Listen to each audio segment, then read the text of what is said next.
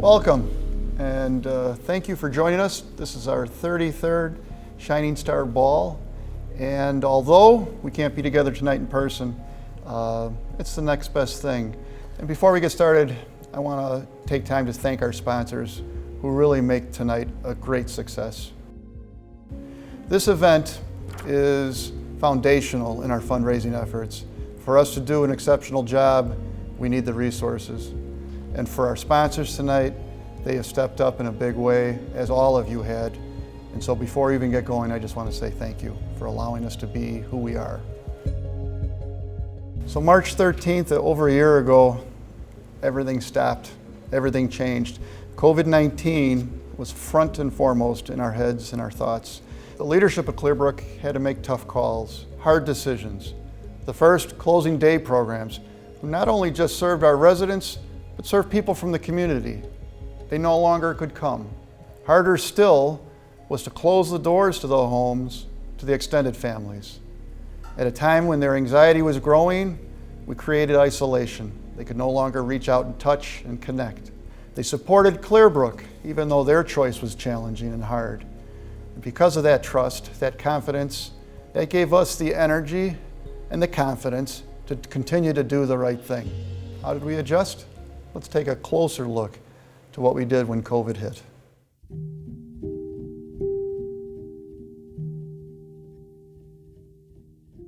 So I think the first reaction for all of us was panic because of all of the unknown that was surrounding COVID back a year ago, and what that would mean for our individuals who are so vulnerable in so many different ways. And then quickly followed by action.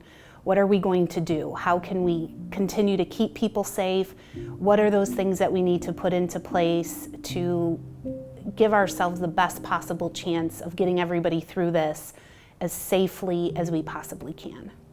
Although, we were planning and taking the necessary infection control precautions and having a backup staffing plan, we didn't know truly what was coming. And looking back, I don't think we could have ever planned for what actually happened.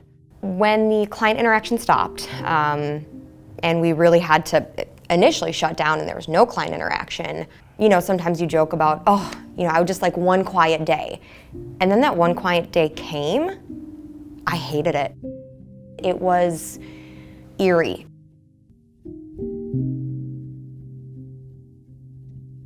One of the big draws for GETS, I think, with a lot of people is you walk in and everybody greets you. All 200 people, hey Lauren, hey, whomever. And then it was just gone.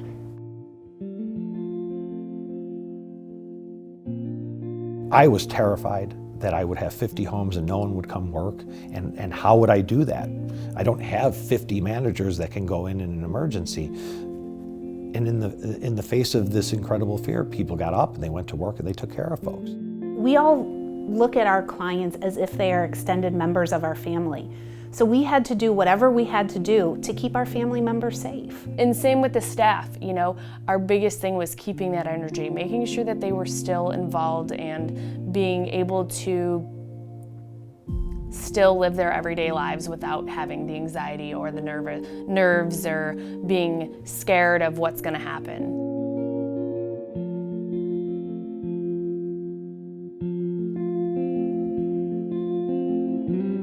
I don't think I'll ever forget that Friday afternoon receiving a call saying, that we have a choice.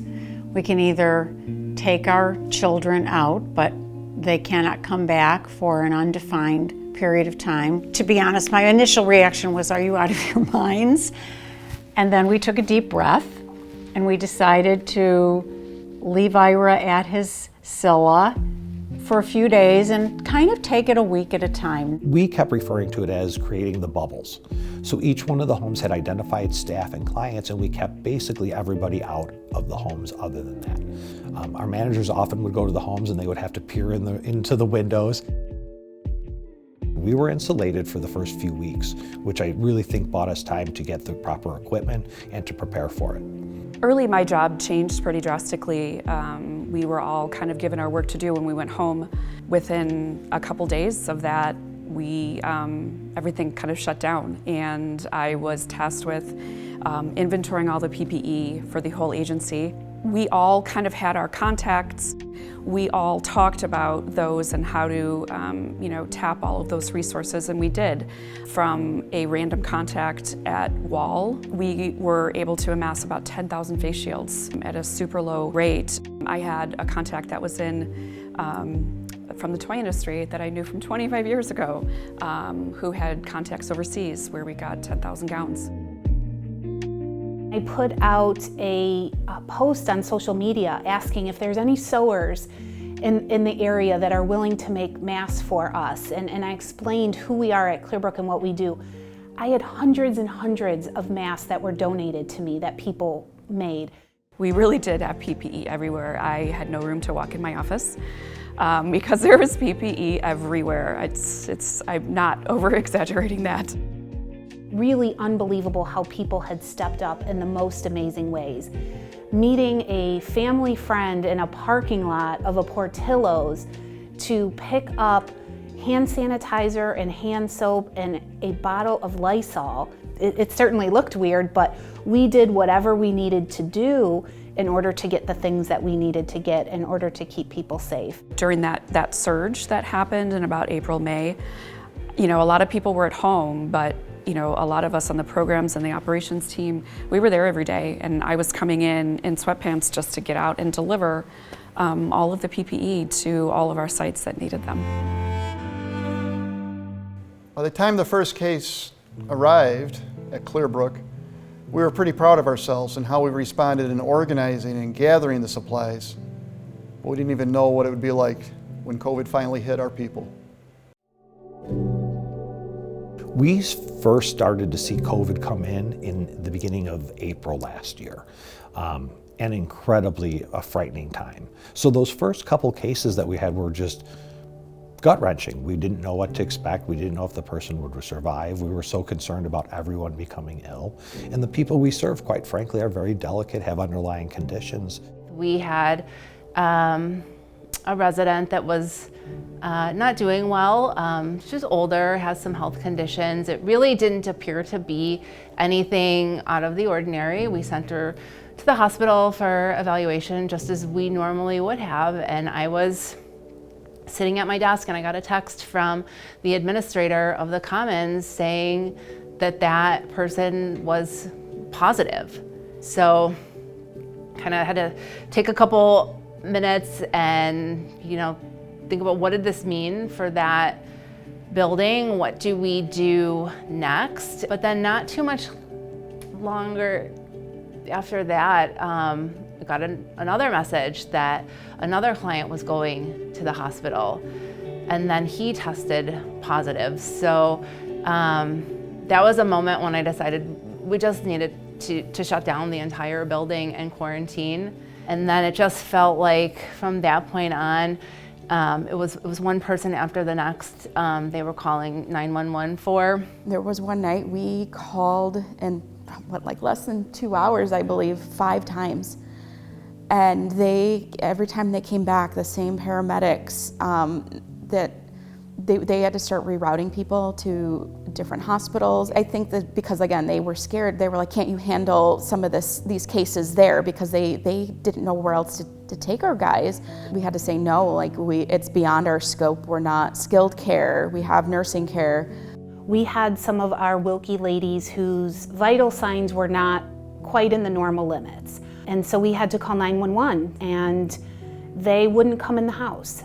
And that was one of the scariest things that I've ever experienced, because I didn't know how I could keep everybody safe and what I could do when those that I call aren't able to help us. And then as people began to stabilize, then another thing we hadn't thought of is that these clients were still very sick, and we're not skilled care. And so where did they go from the hospital when they were stable enough to leave there, but still COVID positive and still very sick? Testing was not readily available. We didn't have the capability to test everyone in the facility, so we had to really look at staffing patterns and what we could put in place to minimize the movement of staff along with the residents.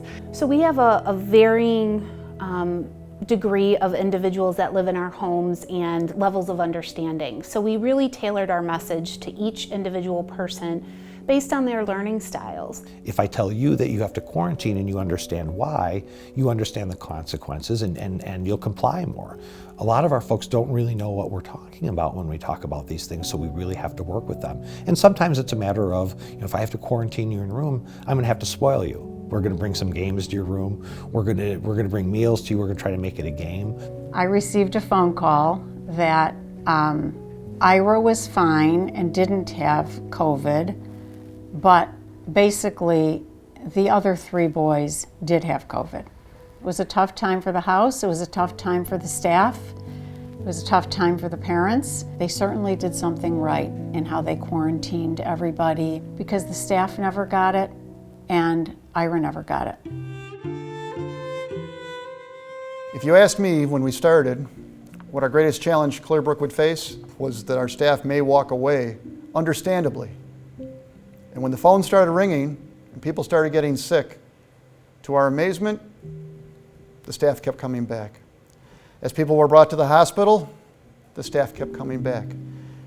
When staff along the side were no longer there the next day, they kept coming back. I choose to stay, and I talked to some of the other co-workers too. I told you that you did not have to worry about me not coming to work. I will be there every day.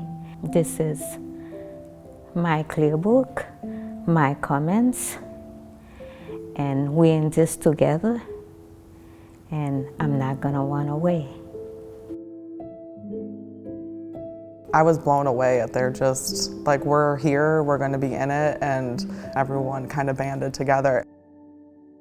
One young lady, Tatiana, she left her shift and went to another facility, didn't even have time to go home and get clothes or anything, and stayed with us for, I think, 4 days straight. Then suddenly we're at Target buying clothes and toiletries for staff because things were happening so fast, and sometimes they didn't have time to go home, sometimes they didn't want to go home because they were afraid they would bring the virus home, which is really how we got to the point of offering hotels for staff. You know, they had a comfortable place to go. Everybody got their own room. They didn't have to share. That was really, I think, what they needed. Our nursing department is small. They were taking on a huge workload. We had one nurse in particular, very early on, go to stay at a hotel, and she left her 9-month-old baby with her mother. An ultimate sacrifice that she made for our clients, and she didn't see her baby for 6 weeks. Another nurse who left both of her children, and she would go home on the weekends and stand in the driveway while her kids were in the garage to see them. Their work environment changed also, so to come to work they had to put on a mask, sometimes 2 masks, a face shield, goggles, a hair covering, a plastic gown, which was really, uncomfortable. And then they had to go work for 16 hours or longer. And they did it with a smile. Without that group of staff that worked through the heart of the outbreak, I don't know what would have happened. We work with people, and my business is very people intense. In order to work with it, we need staff that work very closely and very intimately. And we did have staff get sick, and we did have staff pass away. That was part of it. So it was a very scary time. The risks were very high for people. Leadership staff made conscious decisions to do everything we could to support our staff. We took those steps in buying all the supplies, the testing equipment, and in bonusing our staff who are working in those dangerous environments. These measures cost over $2 million, all of it unbudgeted when we started the year. But there was no doubt in our minds these were steps we had to take to protect those people to the best of our ability that were taking on the greatest risks. Those people continued to come and provide the services and supports that families trusted us to give no matter what, and we were able to do that. And a big part of that ability was knowing that our donors, our supporters, you were going to back up our decisions with resources that would ensure that Clearbrook would not cause harms to itself in doing the right thing for its staff and in doing the right thing for the residents. One of the things that's been so remarkable to me through all of this is looking at how people are reacting. And I've gotten a lot of compliments on how staff have responded to this. And I think there's an assumption that somehow they're not scared. And I would tell you that that's not the case. There has been a lot of fear, but there's been a lot of bravery, and I don't think you can have one without the other. You know, early on we knew we were asking our staff to risk their lives for their job. Nobody signed up for that when they came to work at Clearbrook. And so we knew that we needed to acknowledge that, and we also knew that we needed to support our staff in this work. So we were very fortunate enough to be able to offer any staff working in a COVID positive environment at double time pay. Just that acknowledgement that we know what you're doing is really hard and risky. I think it brought us closer together. I mean, we lost a lot of members of our family, but we were able to actually bring some new members into our family, not residents, but staff from other programs. We were all in it together. We had a plan. This is how we're gonna make it work. This is what we're gonna do. And we were all together, and then not only the staff at the Commons, but the whole administration. So that was very nice, and that's what I will always remember. Throughout the whole challenge of COVID, our missions never changed: enriching lives and embracing potential. Despite COVID, that continued in ways that we could never imagine before COVID. The staff gets creative and they start celebrating life. They have COVID parades where in their cars they hold posters to their windows and beep their horns, and as they approach a home they call the house so the residents can come out in the front yard and have a little bit of fun.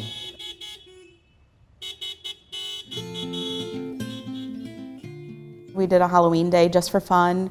We did Fancy Friday, just to get people up and moving. I was Santa this year too, which Yes. was so much fun. Yeah. I came in on Christmas Day, and then having a white mask under the beard, only one client knew who I was. They tried to do fun activities. We as parents also brought food and groceries and tried to do as much as we could, both for our boys and for the staff. Meals were more special. Games became a big deal. A walk became a very big deal.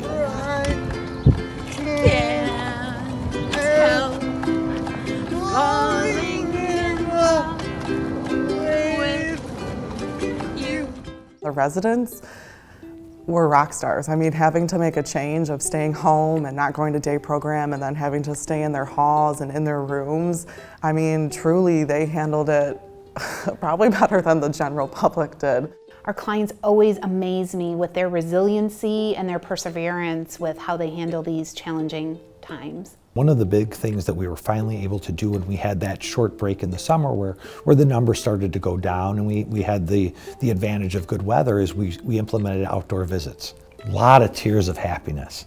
The summer was a really fun time to see people get together.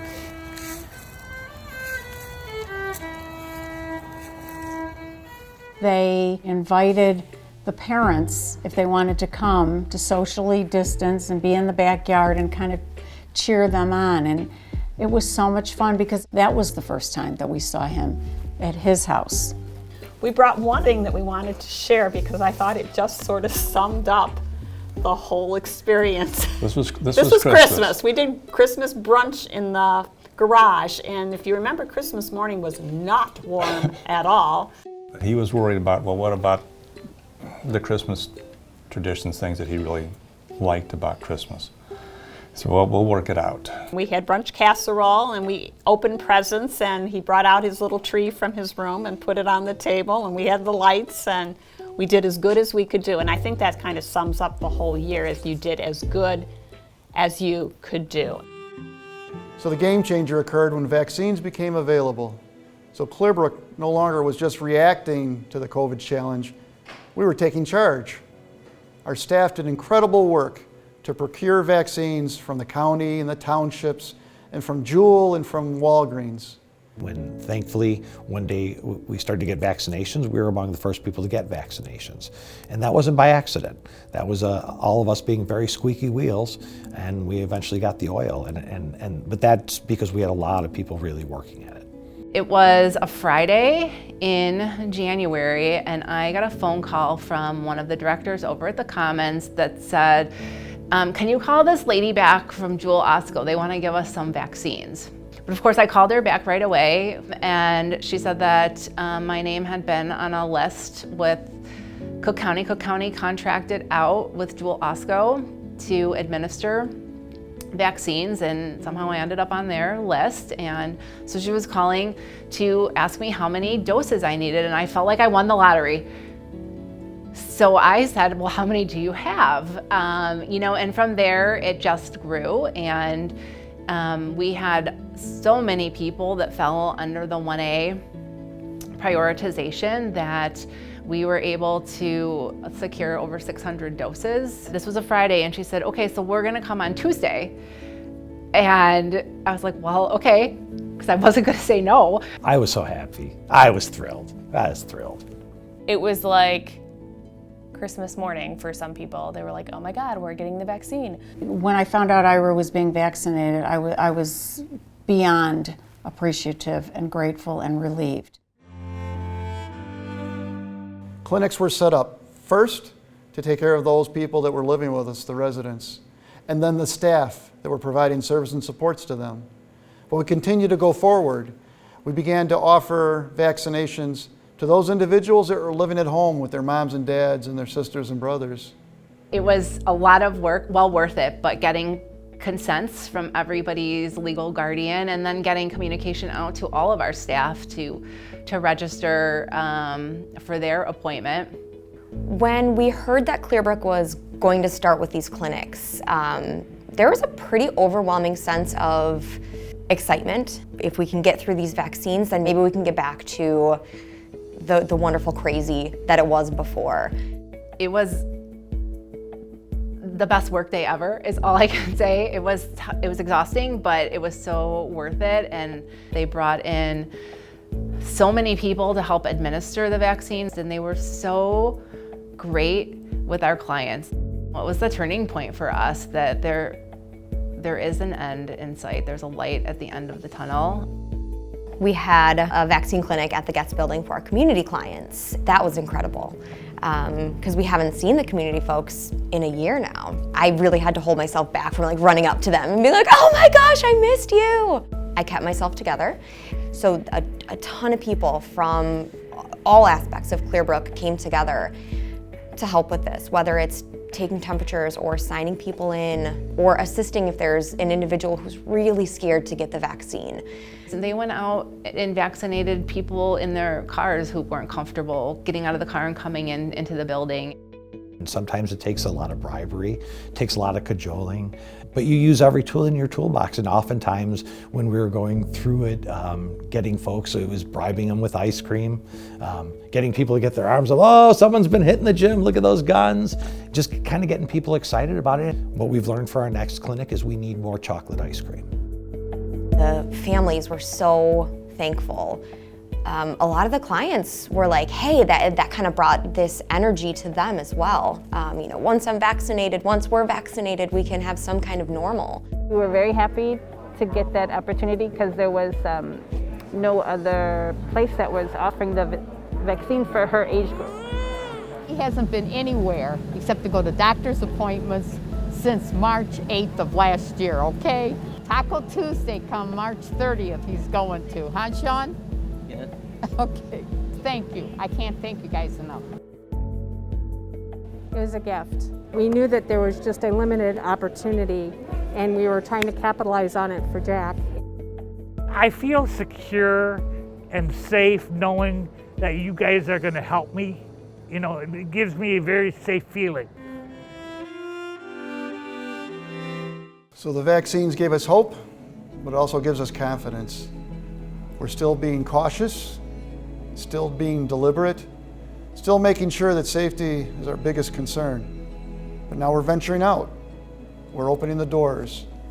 Our families were so grateful that this vaccine was going to be offered to their loved ones.